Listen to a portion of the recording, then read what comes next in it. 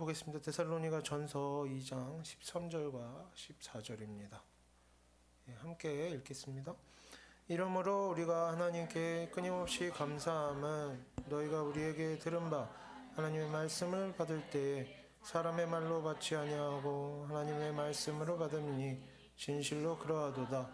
이 말씀이 또한 너희 믿는 자 가운데서 역사하느니라. 다음 형제들아 너희가 그리스도 예수 안에서 유대인은 하나님의 교회들을 본받은 자 되었으니 그들이 유대인들에게 권한을 받은 것 같이 너희도 너희 동족에게서 동일한 권한을 받았느니라. 오늘 본문은 앞에 우리가 살펴본 본문들과 내용이 어느 정도 이어지고 있다고 볼 수가 있겠습니다. 그 앞에서 이제 우리가 이전에 오늘 본문 말고 이전에 사도 바울이 성도들에게 복음을 전하기 위해서 많이 수고했는데 그 이유가 뭐냐? 그 이유에 대해서 설명했습니다. 왜 복음을 전했느냐? 하나님께 합당히 행하게 하려고 함이라. 복음 전하는 목적이 뭡니까? 복음 전하는 목적, 복음을 듣는 목적이 뭡니까? 하나님 앞에서 합당한 삶을 살려는 것이 목적이 되는 것이죠. 그래서 이제 오늘 본문에서는 어떠한 모습이 하나님께 합당히 행하는 것인가에 대한 추가적인 설명이 나온다고 보면 되겠습니다. 13절부터 보겠습니다. 본문이 길기 때문에 다시 읽지는 않고 조금씩 나눠서 보겠습니다. 맨 앞에 보면 이렇게 나왔습니다. 이러므로 우리가 하나님께 끊임없이 감사함은 이렇게 나오면서 이제 뭐에 대해 감사한지를 말하려고 하는 것이죠. 무엇에 대해 감사하느냐. 다음으로 이렇게 나옵니다. 너희가 우리에게 들은 바 하나님의 말씀을 받을 때 먼저 이 부분을 보면 사도 바울은 성도들이 하나님의 말씀을 받는 일에 대해서 설명하고 있는데 중간에 뭐라고 합니까? 우리에게 들은 바라는 내용이 들어갑니다. 즉 자신이 하나님의 말씀을 전하는 중간 역할을 했음을 확실하게 짚고 넘어가는 모습을 보여주죠.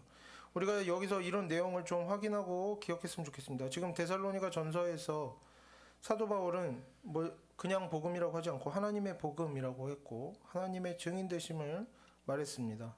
그런데 지금 여기 와서는 그런 하나님의 말씀, 하나님의 복음을 누가 전했다? 자신이 전했다라고 하는 것이죠.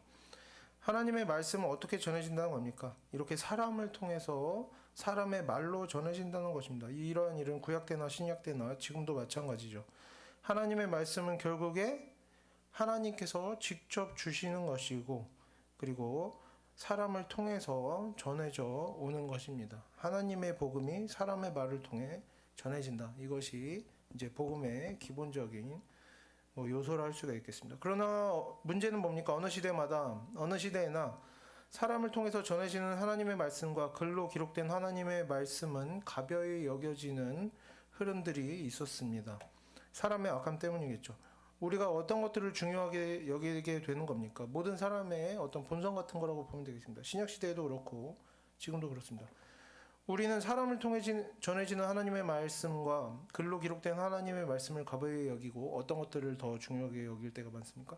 꿈과 환상과 개인적인 느낌과 기도하면서 받은 어떤 확신 같은 것들, 이제 이미 기록되어진 하나님의 말씀이나 이러한 기록된 하나님의 말씀을 전하는 사람들보다 훨씬 더 중요하게 여겨지는 경우들이 있는 것입니다. 아마도 이제 우리의 어떤 습관 때문에 그런 것 같습니다. 우리가 금이나 다이아몬드를 귀하게 여기는 이유가 뭡니까? 희귀하니까죠. 그런데 기록된 하나님의 말씀이나 하나님의 말씀을 사람의 말로 가르치는 것은 어떻습니까? 꿈과 환상과 어떤 기도하면서 받는 개인적인 느낌들보다는 덜 희귀합니다. 접근하기가 쉽죠. 그래서 우리가 이런 것들을 이제 가벼이 여기게 되기가 쉬운 것입니다. 사람의 생각이 흐름이 그렇게 간다는 거죠. 그리고 옛날에도 신약 시대에도 마찬가지였습니다. 이러한 흐름이 바로 영적인 것은 선하고 더 차원이 높고 육적인 것은 더 저급하다고 여기는 이분법적 영지주의의 흐름인 것이죠. 오늘날에나 그때나 다르지가 않은 것입니다. 그래서 우리 하나님을 믿는 사람들은 이것이 인간적인 사고방식에는 합리적일지라도 희귀한 것을 더 귀하게 여기는 것이 더 합리적으로 여겨질지라도 전혀 성경적인 사고방식은 아니다라는 것을 좀 기억했으면 좋겠습니다. 사람이 하나님을 아무리 놀랍고 기적적인 방식으로 희귀한 방식으로 만나기를 원한다 하더라도 하나님께서는 어떻게 결정을 하신 겁니까? 자신을 기록된 글로 가장 명확하게 드러내기로 결정을 하신 것입니다. 그래서 우리가 무엇을 보고 알 수가 있습니까? 예수님께서 오셨을 때도 사람들을 어떻게 가르치십니까? 예. 환상과 막 꿈과 기적으로 가르치시는 것이 아니라 가장 중요한 것은 뭐였습니까? 메시지를 전하는 것이었죠. 기록된 구약의 성경을 가지고 사람들을 가르치는 것이 예수님의 가장 중요한 사역이었다고 할 수가 있겠습니다. 그래서 이렇게 하나님께서는 기록된 성경을 그리고 누구를 통해 사람의 말을 통해서 전하기로 결정을 하신 것입니다. 하나님께서는 얼마든지 능력이 있으시죠. 직접 각 사람의 꿈에 나타나고 기도 중에 나타나셔서 환상으로 꿈으로 복음을 전하실 수가 있는 분입니다. 기적적인 방식으로. 그럼에도 불구하고 모든 시대에 하나님께서는 선지자들을 보내시고 복음 전하는 자들을 통해서 자신을 드러내기를 원하셨습니다. 말과 글로 드러내기를 원하신 것이죠. 그래서 지금 우리도 이 시대에도 하나님께서 여전히 동일한 방식으로 일하고 계시다는 것을 기억했으면 좋겠습니다. 그래서 환상이나 기적 같은 것들도 물론 뭐 있으면 더 좋겠지만 환상이나 기적보다 더 가치 있는 것은 뭐다? 사람에게서 사람에게로 전해지는 복음 그리고 하나님의 말씀으로 기록되어진 이 복음이 이 성경이 하나님을 알아가는 가장 좋고 가장 탁월한 방법임을 우리가 믿음으로 받아들일 수 있었으면 좋겠습니다. 그래도 사람들이 기적적이고 놀라운 일이 나타날 때 더 관심을 가집니다. 좋아하죠. 잘 받아들이기도 합니다. 그래서 우리가 이런 주장을 할 수가 있습니다. 사람들이 이렇게 기적과 환상과 막 놀라운 일들에 관심을 가지는데 이런 것들이 더 좋은 거 아니냐. 이런 생각에 대해서 우리가 성경을 같이 보면 좋겠습니다. 내용이 나와 있습니다. 누가복음 16장 27절, 28절 두 절만 좀 함께 읽고 나머지는 제가 또 설명을 하면서 보겠습니다. 함께 읽겠습니다. 이르되 그러면 아버지여 구하노니 나사로를 내 아버지의 집에 보내소서. 내 형제 다섯이 있으니 그들에게 증언하게 하여 그들로 이 고통받는 곳에 오지 않게 하소서. 한 부자와 그 부잣집 앞에서 구걸하며 먹고 살던 거지 나사로가 있었습니다. 자세한 내용은 뭐 성경 누가복음 16장 보시면 알 수가 있고 여기는 이제 필요한 내용만 보겠습니다. 어쨌든 그 부자도 죽고 거지 나사로도 죽었습니다. 나사로는 천국에 가고 부자는 지옥에 가게 되었습니다. 부자는 이제 자신이 하나님을 믿지 않아서 지옥에 온 것과 나사로가 하나님을 믿고 천국에 가게 된 것 그리고 나사로에게 어떤 일이 있습니까? 또 믿음의 조상이라 여겨지는 아브라함과 함께 천국에 있는 것을 봅니다. 그리고 아브라함에게 부탁을 하죠. 뭐라고 부탁합니까? 나사로를 자기 가족들에게 보내달라 간청을 합니다. 예, 왜? 나사로를 보고 나사로의 말을 들으면 자기 가족들은 자기처럼 지옥에 오지 않고 하나님을 믿고 복음을 듣고 받아들이겠다 생각을 하는 거죠. 그러자 29절에서 아브라함 부자에게 이렇게 답변을 합니다. 그들에게 모세와 선지자들이 있으니 그들에게 들을지니라. 여기서 모세와 선지자들이라는 것은 기록되어진 성경. 모세라는 건 뭡니까? 모세는 이 시대에 없죠. 예, 모세 오경을 기록했기 때문에 그 창세기, 출애굽기, 레위기, 민수기, 신명기 이것을 이제 모세라고 비유적으로 부르는 거죠. 모세와 선지자들이라는 것은 그래서 기록된 성경 그리고 그런 성경을 가르치는 사람들을 포함해서 말하는 겁니다. 성경이 있고 성경을 가르치는 자들이 있지 않느냐 그들에게 들어라. 나사로를 보낼 필요가 없다라고 하는 겁니다. 그러자 30절에서 지옥에 떨어진 부자가 대답합니다. 뭐라고 대답합니까? 그렇지 않다라는 겁니다. 그렇지 않다. 사람들은 모세와 선지자에게 듣지 않는다라고 하는 것이죠. 어떤 사람에게 듣는다? 죽은 사람이 살아서 그에게 가면 기적이 나타나고 놀라운 일들이 나타나면 그들이 회개할 것이다. 이렇게 말합니다. 그러자 31절을 보면 아브라함이 대답하는데 31절을 함께 보겠습니다. 이르되 모세와 선지자들에게 듣지 아니하면 비록 죽은 자 가운데서 살아나는 자가 있을지라도 권함을 받지 아니하리라 하였다 하시니라. 성경에는 이렇게 기록이 되어 있는 것입니다. 성경을 읽고도 하나님의 말씀에 대해 듣고 배우면서도 하나님의 말씀에 순종하지 않는 자들, 기록된 성경의 내용을 듣고 배우면서도 하나님 말씀대로 살지 않는 자들은 죽은 자가 살아나는 것을 보더라도 기적이 일어나더라도 하나님을 믿지 않고 순종하지 않는다는 것입니다. 사람의 판단으로는 그럴 수가 있습니다. 사람의 눈에 보기엔 그럴 수가 있어요. 기적을 보면 죽은 자가 살아나는 것을 보면 교회에 올 수는 있죠. 하지만 복음을 듣고 받아들이지 않는 자들은 아무리 기적을 보고 교회에 나오고 10년, 100년, 1000년을 신앙생활을 해도 하나님을 믿는 믿음이 그 안에 자라갈 수가 없는 것입니다. 사람들이 하나님을 믿지 않으면 기적적이지 않아서가 아닙니다. 자극적이지 않아서 메시지를 전하는 방법이 화려하고 놀랍지 않아서 평범해서 재미가 없어서 그런 이유 때문이 아니라는 것입니다.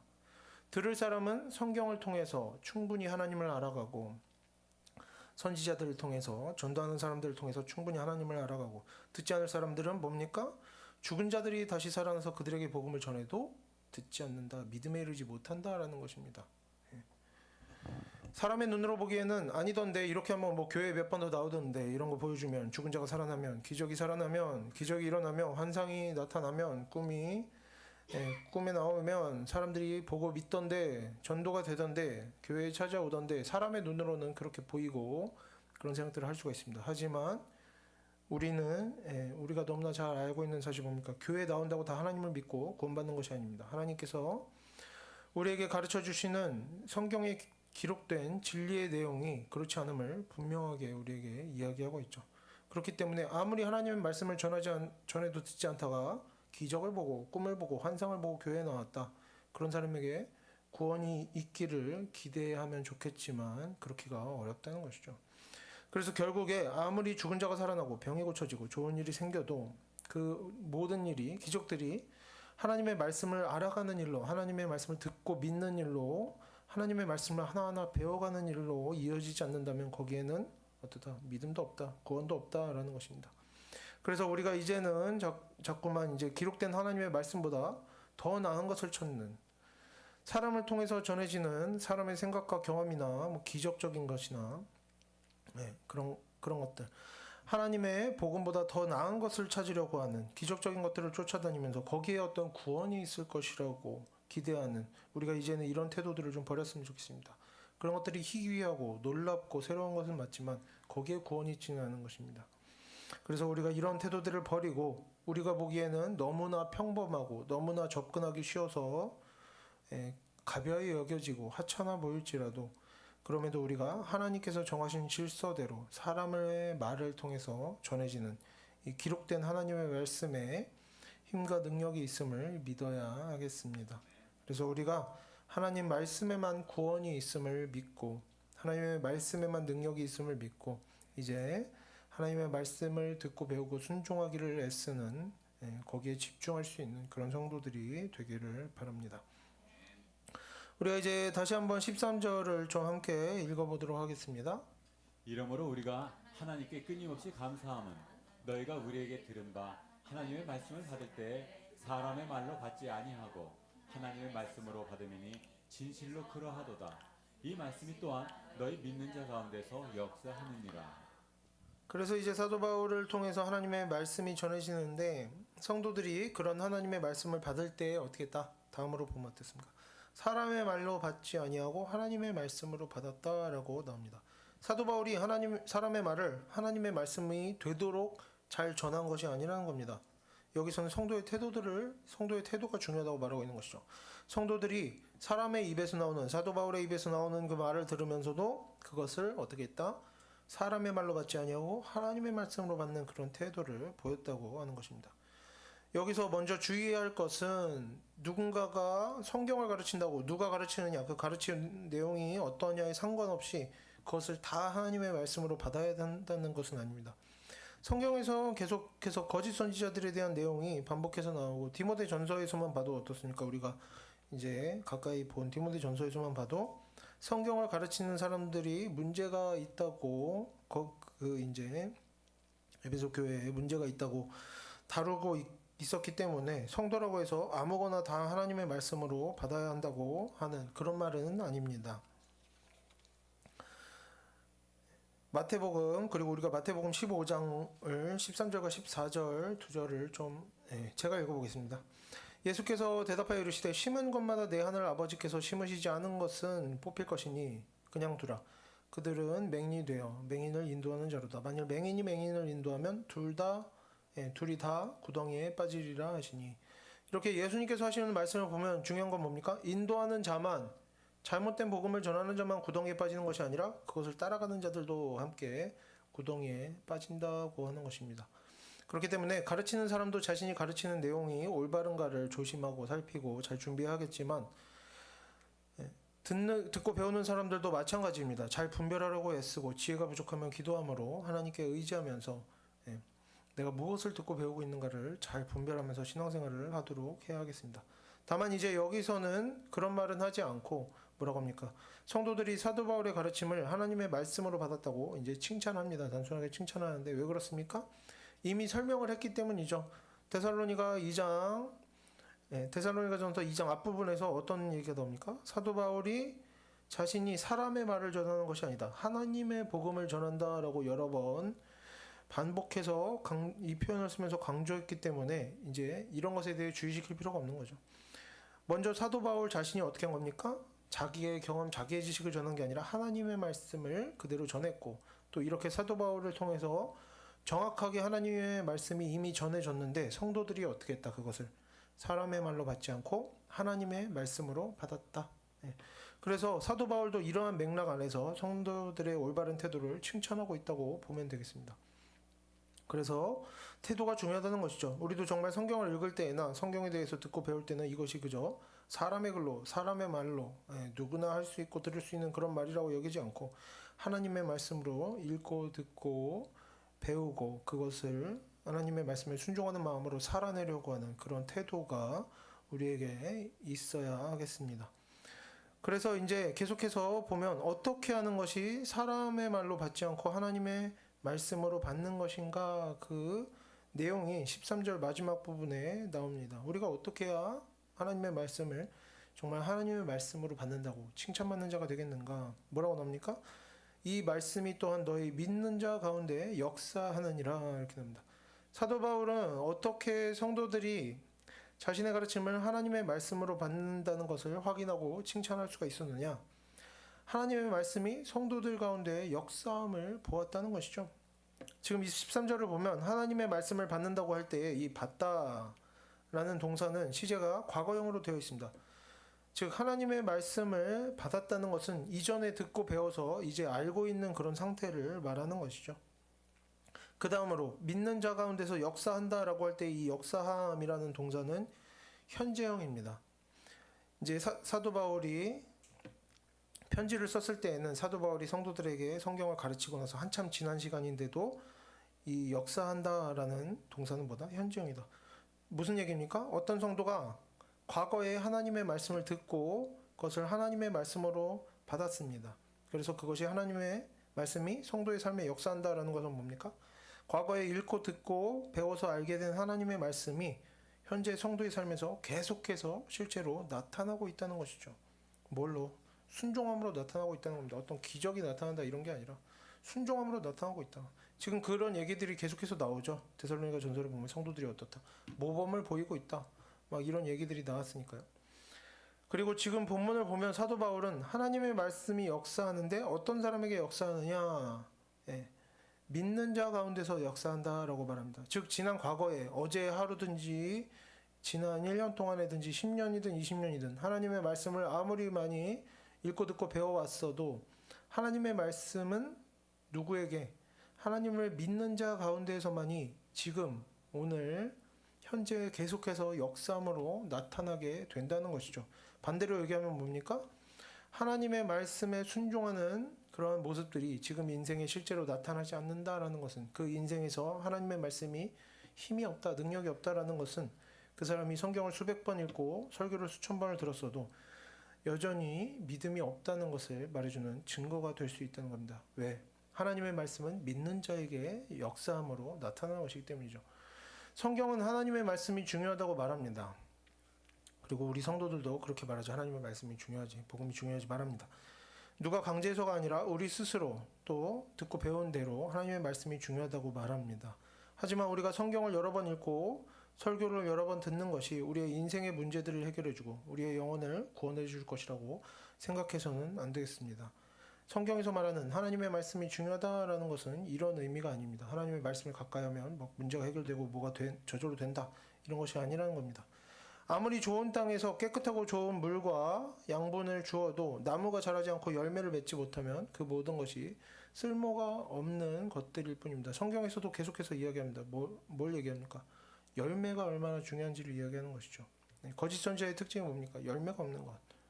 하나님의 말씀대로 사는 일이 없는 겁니다. 하나님의 말씀은 힘이 있고 능력이 있어서 사람의 인생을 변화시키고 사람의 영혼을 구원합니다. 그리고 우리의 문제들도 여러 가지 인생의 문제들도 해결할 수 있는 그런 능력이 있습니다. 그러나 그리고 이런 하나님의 능력은 하나님의 말씀에만 있고 다른 길은 없습니다.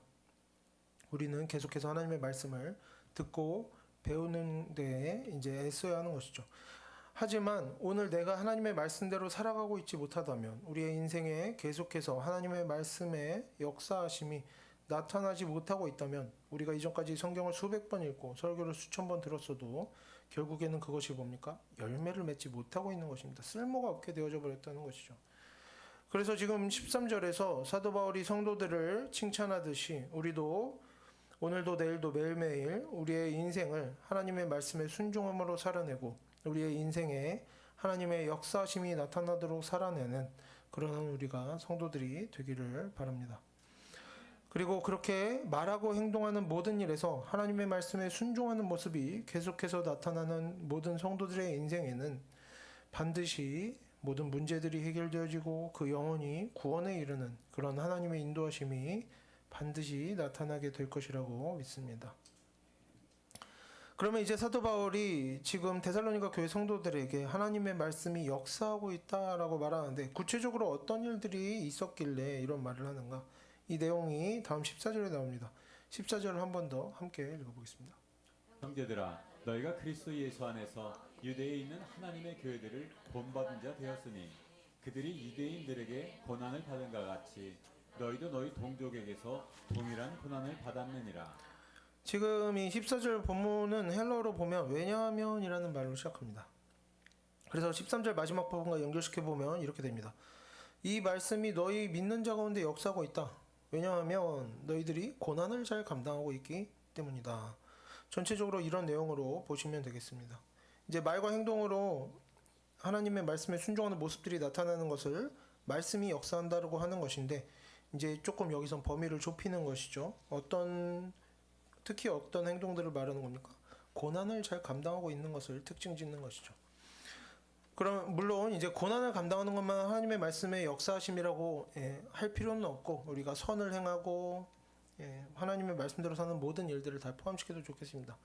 다만 이제 데살로니가 전서의 배경이 그렇기 때문에 고난 속에 있는 성도들이기 때문에 이런 얘기들이 나오는 것이죠. 그러면 어떤 고난을 감당하고 있느냐? 어떤 고난을 감당하고 있길래 그것이 말씀의 역사함의 증거가 될 수 있었느냐? 14절을 보면 유대에 있는 하나님의 교회들이 유대인들에게 고난을 받는 것과 같다. 데살로니가 성도들, 교회 성도들도 동족에게 고난을 받는다. 이런 내용들이 나옵니다. 정확하게 어떤 내용의 고난을 말하는가라는 것은 이제 뒤에 자세하게 나오기 때문에 오늘 다 볼 필요는 없겠습니다. 이제 9절이 나오니까 그때 가서 보면 되겠고. 다만 여기서 우리가 확인해야 할 내용은 하나님의 말씀의 역사가 어떻게 나타나는 경우가 있다. 우리의 인생 중에 고난받는 일로 그리고 고난을 견뎌내는 일로 나타나는 경우들이 있다는 것을 우리가 알면 좋겠습니다. 다만 전에도 이야기한 내용이지만 우리가 그냥 뭔가 힘든 일이 있으면 고난이라고 하면서 자기 실수 때문에 자기 잘못 때문에 말 실수하고 나쁜 말 나쁜 행동하고 뭐 기분이 막 안 좋고 흥분하면 나쁜 말 뭐 실수를 하는 거죠.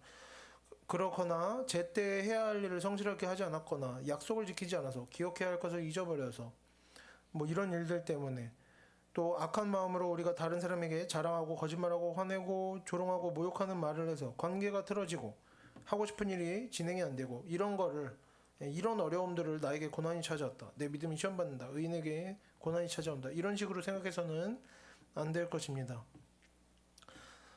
당연히 안 되겠죠. 내가 잘못하고 내가 실수하고 내가 악한 말 악한 행동했는데 고난이 어려움이 있다고 그것을 십자가 고난이라 하면 안 되겠고 또 내가 잘못하지 않았어도 일반적인 어려움들도 마찬가지입니다.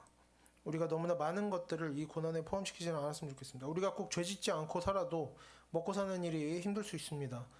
뭐 직장을 가면 사회생활을 하면 이상한 사람들을 어디 가나 만나기 마련이고 일 때문에 바쁘고 피곤해서 스트레스를 많이 받거나 수면이 부족하고 하는 일들은 누구에게나 종종 있을 수 있는 평범하게 힘든 일이라고 할 수가 있습니다. 여기 성경에서 말하는 오늘 본문에서 말하는 하나님의 말씀의 역사함 때문에 나타나는 고난은 좀 어떤 고난이라고 할 수가 있겠습니까? 예수 그리스도를 믿는다는 이유 때문에 나타나는 고난입니다. 내가 저 사람에게 거짓말했다가 들켜서 욕먹는 것은 이런 고난이 아니죠. 그런 것과 다른 고난입니다. 하나님 말씀에 순종하며 살기 때문에 나타나는 고난을 여기서는 고난이라고 이 한 단어로 축약해서 이야기하는 겁니다. 예를 들면 어떤 것들이 이런 고난에 포함시킬 수가 있겠습니까? 거짓말을 하면 이득을 볼 수 있음에도 피해 당하는 일을 이제 손해 보는 일을 피할 수 있음에도 거짓말하는 것이 나쁜 것임을 알고 끝까지 정직하게 살아남으로 인해 찾아오는 어려움들, 이런 것들이 하나님의 말씀에 순종함으로 인해 오는 어려움이라 할 수가 있겠죠. 꼭 내가 해야 하는 일이 아님에도 남을 도와주고 좀 더 성실하게 살려고 하고 좋은 일을 하려고 하다 보니까 좀 더 바쁘고 피곤해지고 하는 일들, 이런 것들도 하나님의 말씀대로 사는 고난이라고 할 수가 있겠죠. 좀 더 나쁜 사람들과 함께 어쩔 수 없이 나쁜 사람들 사이에서 지내면서도 나쁜 생각, 나쁜 말, 나쁜 행동 하지 않으려고, 죄짓지 않으려고 애쓰다 보니까 일이 좀 더 복잡해지고 금방 끝날 수 있는 일들이 조금 더 길어지고 여러 가지 고민이 더 늘어나는 경우들, 이런 것도 하나님의 말씀대로 살다가 당하는 고난들이죠.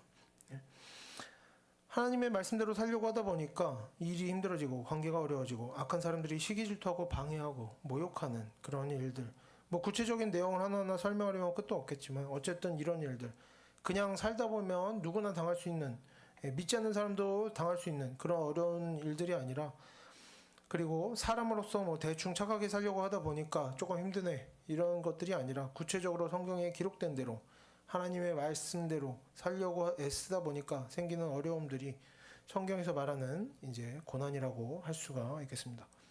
너무나 많은 사람들이, 하나님을 믿지 않는 사람들은 당연하고 심지어 교회 안에서도 그럴 수가 있습니다. 너무나 많은 사람들이 하나님의 말씀대로 살려고 하는 생각 없이 살아가고 자기 정욕대로 기분대로 말하고 행동하며 살아가고 있기 때문에 이런 사람들 사이에서 하나님의 말씀대로 산다는 것은 얼마든지 고난이 있을 수 있는 일인 것입니다. 성도는 어떻게 합니까? 악한 사람들의 악한 일들에, 악한 말들에 악으로 반응하지 않고 선으로 악을 갚으며 악을 이기며 살아가야 하는 것입니다. 다른 사람들이 이기적으로 행동하고 남에게 피해를 주더라도, 나에게 피해를 주더라도 끝까지 자기 자신의 이익만 생각하며 살아갈지라도 성도는 양심적으로 남에게 피해를 주지 않기 위해서 자기 이익을 일부 포기할 줄도 알아야 하는 것입니다. 이웃을 배려하고 함께 나누며 살아야 하는 것이죠. 내가 하고 싶은 일이 있어도 다른 사람이 하고 싶은 일과 하기 싫은 일들을 생각해서 잘 조율하며 살아가야 하는 것입니다. 다른 사람들이 아무리 하나님을 믿지 않는 사람들이 농담이든 공격하는 의미로든 무례하고 모욕적인 말을 해도 성도는 어떻게 합니까? 정중하게 단정하게 말하고 행동해야 합니다. 할 말이 적당하지 않으면 침묵하는 것도 좋은 일이겠죠. 다른 사람들이 하나님의 말씀과 아무 상관없이 자기 경험으로, 자기 생각으로, 자기 편한 대로, 자기 즐거운 대로 인생의 어떤 교훈을 들어놓고 경험담을 자랑하고 뭔가 고집스럽게 주장하고 그런 교만한 모습을 보이더라도 하나님을 믿는 성도들은 어떻게 하겠습니까? 우리의 모든 지식과 경험과 생각을 내려놓고 하고 싶은 말과 행동들을 참고 말을 줄이고 행동을 조심히 하며 우리는 낮은 자리에 가서 앉아야 합니다. 자신을 높이는 말이나 행동을 피해야 하고 언제나 겸손하게 말하고 행동해야 하며 내 자신을 드러내는 것이 아니라 하나님의 말씀이 나를 통해 드러내도록 해야 하는 것입니다. 악하고 교만한 사람들 사이에서 선하고 겸손하게 이렇게 살아가는 일은 절대로 쉬운 일이 아니기 때문에 의인에게는 고난이 많을 수밖에 없는 것입니다. 그리고 나만 다르게 살기 시작하면, 하나님의 말씀대로 살기 시작하면 나만 다르게 살기 시작하게 되는 것입니다. 그리고 나만 다르게 살기 시작하면 내가 끝까지 선한 말과 선한 행동에서 벗어나지 않으려고 하고 겸손하려고 하고 이기적이지 않으려고 하면 악한 사람들 중에서는 시기 질투하고 비난하고 조롱하고 트집잡고 공격하는 사람들이 생기기 마련입니다.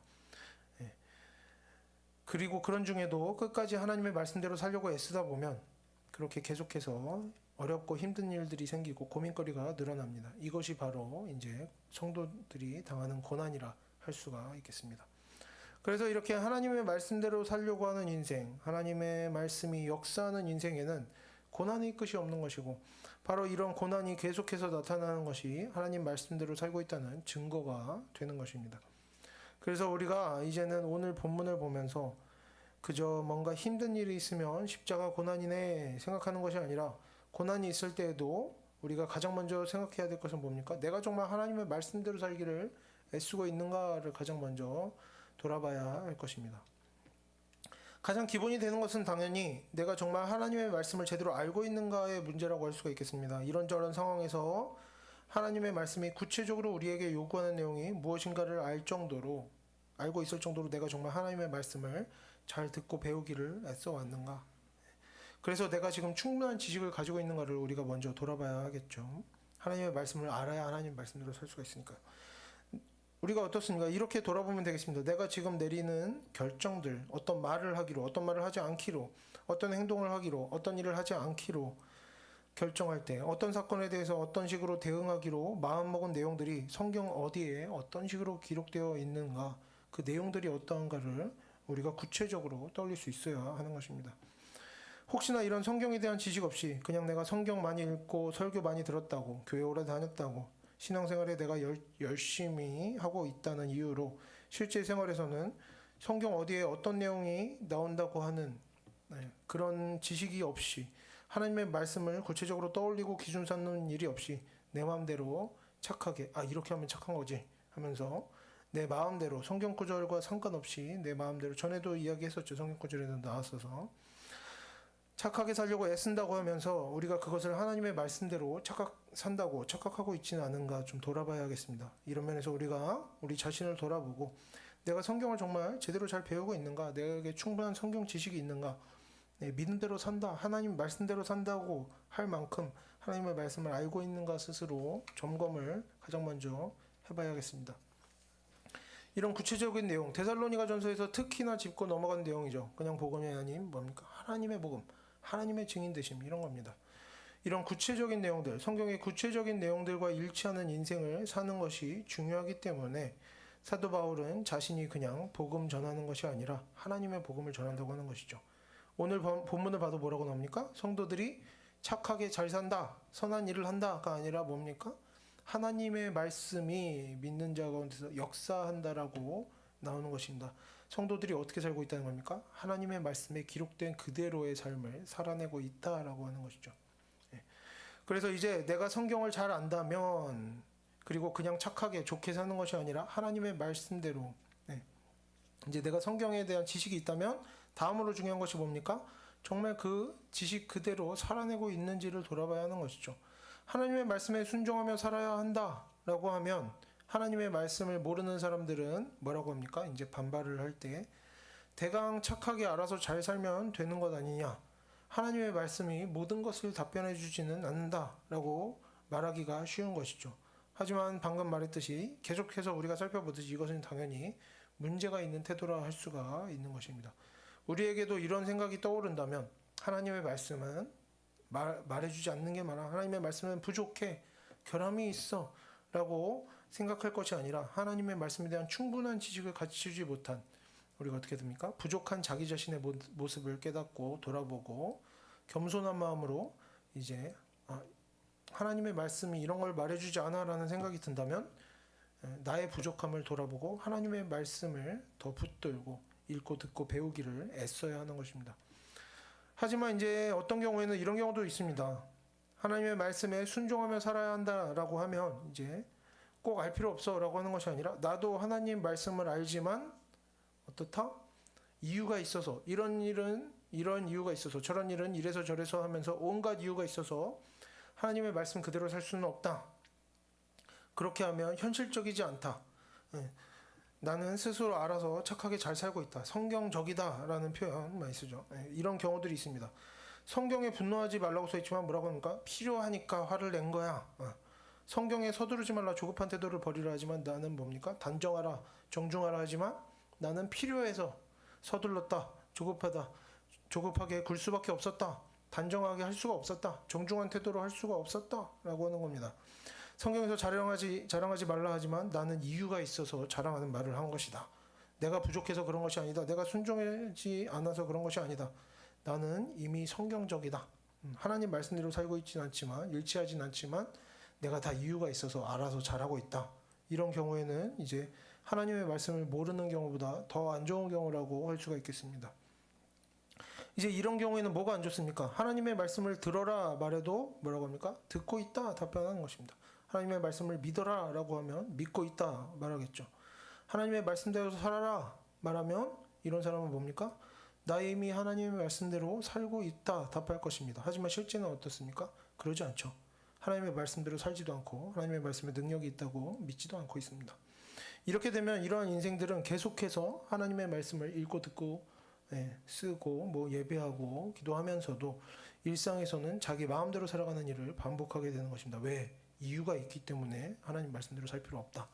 내가 다 알아서 잘한다 하는 것이죠. 심지어 남들이 보기에는 신앙생활을 하는 듯 잘하고 있는 듯 보일 수 있습니다. 하지만 결국에 죽는 날까지 하나님을 믿지 않는 마음 그대로 자기 정욕대로 살다 가는 인생이 될 가능성이 매우 크다고 볼 수가 있는 것입니다. 그래서 지금 데살로니가 전서에서 계속해서 강조하는 것이죠. 뭐라고? 하나님의 복음, 하나님의 말씀이 믿는 자 가운데서 역사한다. 이런 내용들이 계속해서 나오는 겁니다. 내가 착하게 잘 사는 것이 중요한 것이 아니라 하나님 말씀 그대로 사느냐 그렇지 않느냐, 이 두 가지만 분별하는 되는 겁니다. 하나님 말씀대로 사느냐 그렇지 않았느냐 이것만 보면 되는 것이죠. 모든 사람들이 각자 부족함 속에서 살아가지만 하나님께서는 우리에게 계속해서 돌이킬 수 있는 기회를 주십니다. 우리가 아직은 하나님의 말씀대로 살아가고 있지 못할지라도 오늘 또 한번 이런 성경 본문을 보면서 기회를 얻게 되는 것이죠. 그래서 이제 오늘 본문을 보면서는 내가 정말 하나님의 말씀이 역사하는 그런 인생을 살아가고 있는가, 아니면 그냥 내가 내 자신의 정욕대로, 내 생각대로, 내 착함대로 살아가고 있지는 않은가, 우리가 이것을 좀 돌아볼 수가 있었으면 좋겠습니다. 그리고 우리 모두가 결국에는 하나님 말씀에 순종하는 인생, 하나님의 말씀에 역사함이 있는 인생을 살아가면서 어떻게 더 하나님의 말씀에 일치하게 살 수 있을까 고민하는 인생을 살아가면서 악한 사람들 사이에서도 우리가 모든 고난들을 잘 감당해 가면서 정말 하나님의 말씀 그대로 감당해 가면서 그런 고난 속에서 하나님의 일하심을 경험하고 하나님의 말씀에 능력이 있음을 깨닫고, 그렇게 사람의 생각을 버리고 우리가 하나님의 말씀을 의지하면서 하나님 안에서 겸손함으로 또 하나님께서 주시는 그러한 축복을 통해서 우리의 인생이 기쁨과 감사가 가득한 인생을 살아가게 되기를 바랍니다. 함께 기도하겠습니다.